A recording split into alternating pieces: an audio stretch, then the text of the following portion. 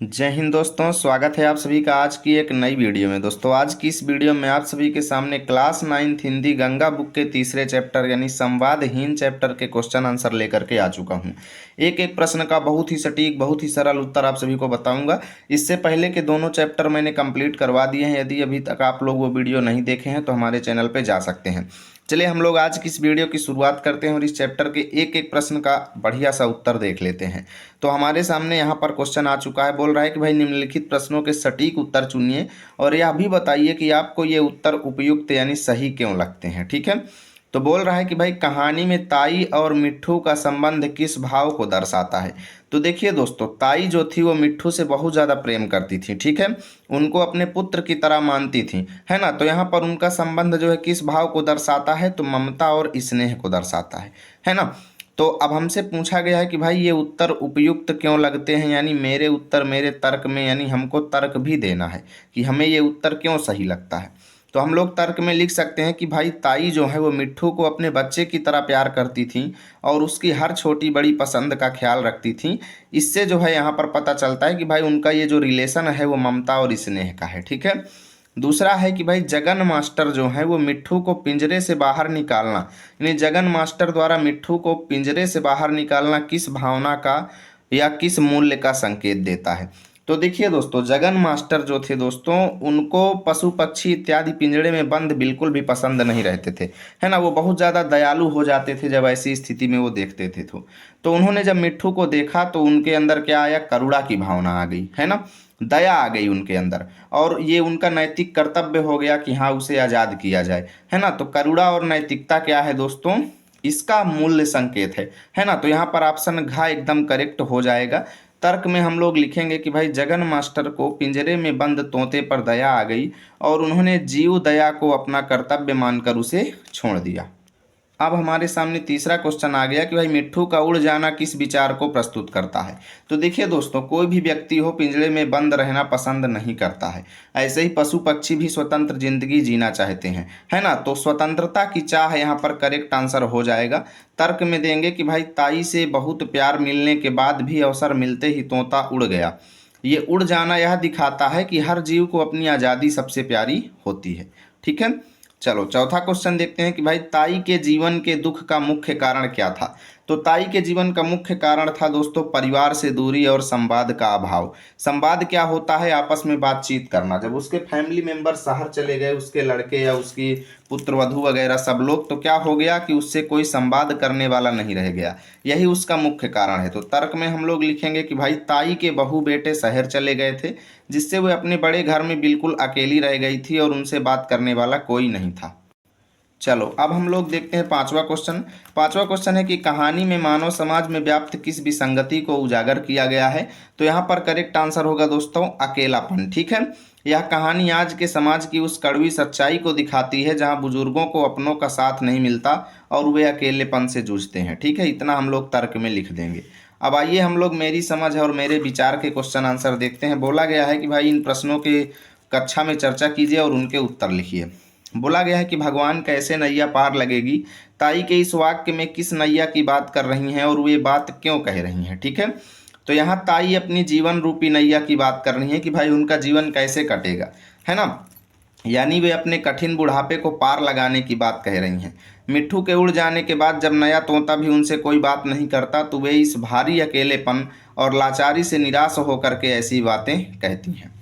अगला क्वेश्चन है कि भाई धीरे धीरे सब पराए हाथ में चला गया। इस वाक्य में किस घटना की ओर संकेत किया गया है।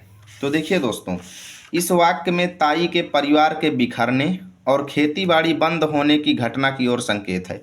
उनके बहू बेटे गांव छोड़कर शहर बस गए और धीरे धीरे घर के नौकर चाकर भी चले गए। इसके बाद उनकी जमीन और घर का सारा कामकाज परायों के भरोसे आ गया और इसीलिए वो बोलती हैं कि धीरे धीरे सब पराए हाथों में चला गया। तीसरा क्वेश्चन है कि ताई की सारी ममता मिट्ठू पर बरस पड़ी, आखिर क्यों। तो हम लोग लिखेंगे कि भाई ताई के बहू बेटे उन्हें गांव में अकेला छोड़कर शहर चले गए थे, जिससे वे बिल्कुल अकेली हो गई थीं। उनके जीवन में बातचीत और स्नेह का भारी अभाव था, इसलिए मिट्ठू के आते ही उनका सारा दबा हुआ प्यार जो है उस पर उमड़ पड़ा। ठीक है, चौथा क्वेश्चन है कि भाई अब ताई को इस बात की पूरी जानकारी रहने लगी थी कि किसके खेत में हरी मिर्चें तैयार हो गई हैं और किस पेड़ में फसल के आखिरी अमरूद बचे हैं। इस वाक्य द्वारा ताई के व्यक्तित्व में आए परिवर्तनों के विषय में क्या क्या पता चलता है। तो देखिए दोस्तों, ताई जो है वो मिट्ठू को ही अपना मानने लगती है और उससे बहुत ज़्यादा प्रेम करती है। तो इसी वजह से ताई जो है मिट्ठू का ख्याल बहुत ज़्यादा रखती हैं, उसकी हर एक मनपसंद चीज़ उसको ला करके खिलाती हैं, है ना। तो बस यहीं पे हम लोग लिखेंगे कि भाई इस वाक्य से पता चलता है कि मिट्ठू के आने से पहले अकेली रहने वाली ताई अब बहुत सक्रिय हो गई थी। तोते को उनकी मनपसंद हरी मिर्च और अमरूद खिलाने के लिए वे आसपास के खेतों और पेड़ों का पूरा ध्यान रखने लगी थी। इससे उनके स्वभाव में छिपा मातृत्व यानी माता का भाव और स्नेह जो है वो खुल करके सामने आ गया था। अब हमारे सामने दोस्तों पांचवा क्वेश्चन आ चुका है कि भाई जगन मास्टर दूसरे मिजाज के आदमी थे। जगन मास्टर का व्यक्तित्व तो कैसा था, कहानी में से उदाहरण देकर स्पष्ट करिए। तो हम लोग लिखेंगे कि जगन मास्टर एक दयालु, संवेदनशील और स्वतंत्र विचारों के व्यक्ति थे, जो किसी भी जीव को पिंजरे में कैद रखने के सख्त खिलाफ थे। ठीक है। कहानी में इसका सबसे बड़ा उदाहरण तब मिलता है जब वे ताई के घर आते हैं और पिंजरे का दरवाजा खोलकर मिट्ठू को आज़ाद कर देते हैं। ठीक है। चलिए छठवां क्वेश्चन है कि भाई कहानी का शीर्षक संवादहीन जो है ये किसके लिए सबसे अधिक सार्थक प्रतीत होता है। ताई के लिए, जगन मास्टर के लिए, मिट्ठू या नया तोता के लिए। कारण सहित स्पष्ट करने की बात कही गई है। तो हम लोग लिखेंगे कि भाई कहानी का शीर्षक संवादहीन जो है वो सबसे अधिक वृद्धा ताई के लिए सार्थक है, क्योंकि उनके बहू बेटे शहर चले गए थे, जिससे उनके जीवन में बातचीत का भारी अभाव हो गया था। अब यहाँ पे हमारे सामने सातवां क्वेश्चन आ चुका है कि अब ये ही दो प्राणी गांव के बीच में स्थित बड़े घर के उस सूने खंडहर में एक दूसरे को सहारा देने के लिए रह गए थे। कौन? ताई और तोता। ठीक है। ताई के बड़े घर को सूना खंडहर क्यों कहा गया होगा? तो भाई सीधी सी बात है, उसके बच्चे वगैरह सब बाहर चले गए, तो ये इसीलिए कहा गया कि ताई के विशाल घर को सूना खंडहर इसलिए कहा गया क्योंकि उनके बहू बेटे गांव छोड़कर शहर चले गए थे। जिस बड़े घर में कभी पूरे परिवार की चहल पहल और रौनक हुआ करती थी, वहां अब ताई के अकेले होने के कारण केवल सन्नाटा और संवादहीनता पसरी हुई थी, इसीलिए उसको सूना खंडहर कहा गया। चलो भैया, अब हम मेरे प्रश्न देखते हैं। यहाँ पे बोला गया है कि नीचे कुछ उत्तर दिए गए हैं, यानी आपको प्रश्न नहीं दिया गया, उत्तर दिया गया है, और उसके नीचे दो दो प्रश्न दिए गए हैं। तो बोला गया है कि इनमें से कौन सा प्रश्न इस उत्तर के लिए सही है। ठीक है। तो पहला उत्तर है कि भाई ताई के अकेलेपन को मिट्ठू ने सहारा दिया। तो कौन सा प्रश्न इसका सही होगा? ताई के सूनेपन को किसने सहारा दिया, या ताई को मिट्ठू किसने भेंट में दिया था? तो यहाँ पे करेक्ट उत्तर प्रश्न का होगा, क्योंकि प्रश्न का में पूछा गया है ताई के सूनेपन को किसने सहारा दिया, तो ताई के सूनेपन को मिट्ठू ने सहारा दिया। तो यहाँ पर हमारा आंसर ये वाला हो जाएगा। चलो दूसरे में बोला गया है कि ताई के लौटने से पहले मिट्ठू उड़ गया था। तो पहला प्रश्न है कि ताई के लौटने के बाद मिट्ठू कहाँ चला गया था, और ताई के प्रयागराज से लौटने से पहले क्या अनहोनी हुई। तो यहाँ पर करेक्ट उत्तर आपका ये वाला होगा, क्योंकि ताई के प्रयागराज से लौटने से पहले क्या अनहोनी हुई, कि ताई के लौटने से पहले मिट्ठू उड़ गया था। तो ये वाला हमारा करेक्ट आंसर हो जाएगा। तीसरा क्वेश्चन है कि गाँव वालों को डर था कि ताई को सच्चाई जानकर सदमा लगेगा। तो कौन सा प्रश्न सही है कि गाँव वाले ताई की वापसी से क्यों चिंतित थे, या गांव वाले मिट्ठू के उड़ने से खुश क्यों थे। तो यहाँ पर करेक्ट होगा पहला प्रश्न कि भाई गांव वाले ताई की वापसी से क्यों चिंतित थे। तो गांव वालों को डर था कि ताई को सच्चाई जानकर सदमा लगेगा, इसीलिए वो चिंतित थे। ठीक है। अब चौथा क्वेश्चन है यहाँ पर कि भाई कहानी का शीर्षक संवादहीन जीवन के मौन का प्रतीक है। तो प्रश्न कौन सा है कि कहानी का शीर्षक संवादहीन क्यों उपयुक्त नहीं है। ये तो हो नहीं सकता। शीर्षक संवादहीन का क्या अर्थ है, तो ये बताता है कि भाई कहानी का शीर्षक संवादहीन जीवन के मौन का प्रतीक है।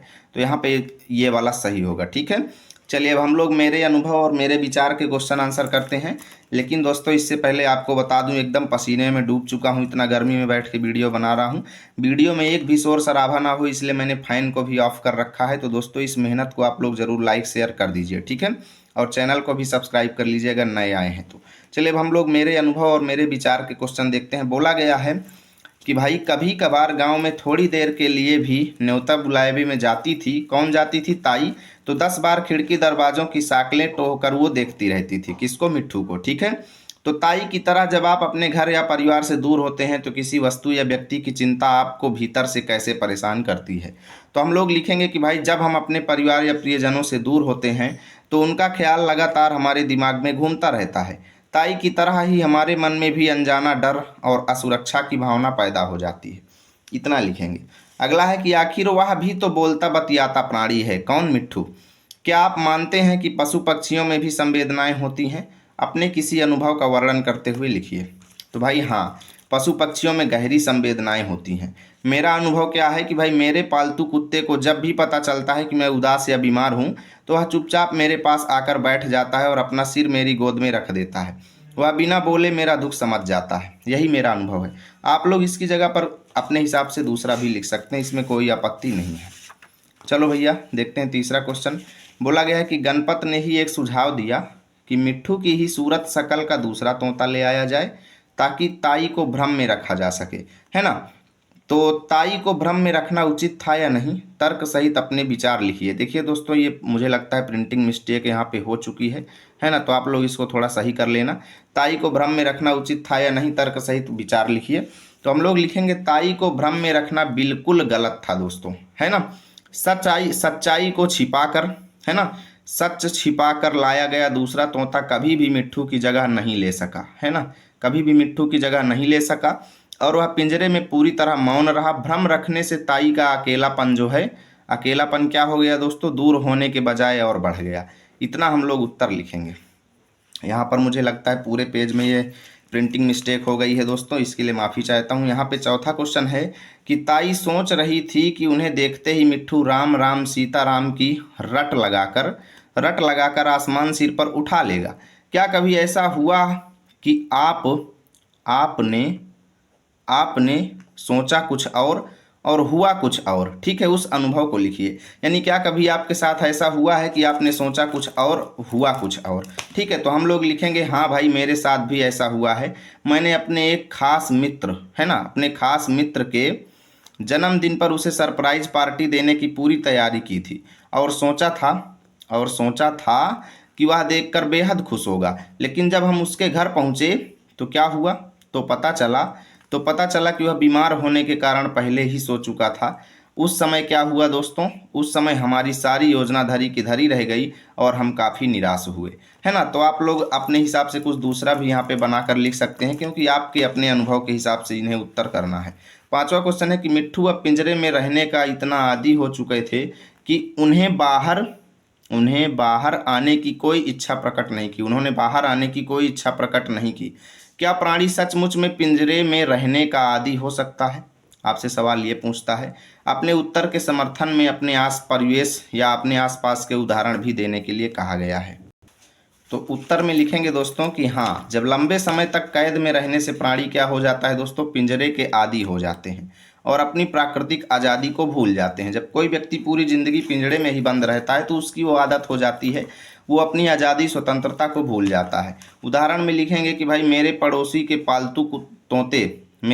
के पालतू तोते का पिंजरा खुला रहने पर भी वह बाहर नहीं उड़ता, क्योंकि उसे बिना मेहनत के भोजन मिलने और पिंजरे के अंदर ही सुरक्षित रहने की आदत हो चुकी है।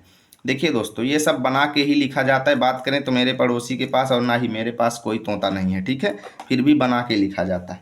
यदि वीडियो अच्छी लगी तो लाइक करें, दोस्तों के पास शेयर करें। मिलेंगे आप सभी के साथ अगली वीडियो में अगले चैप्टर को लेकर।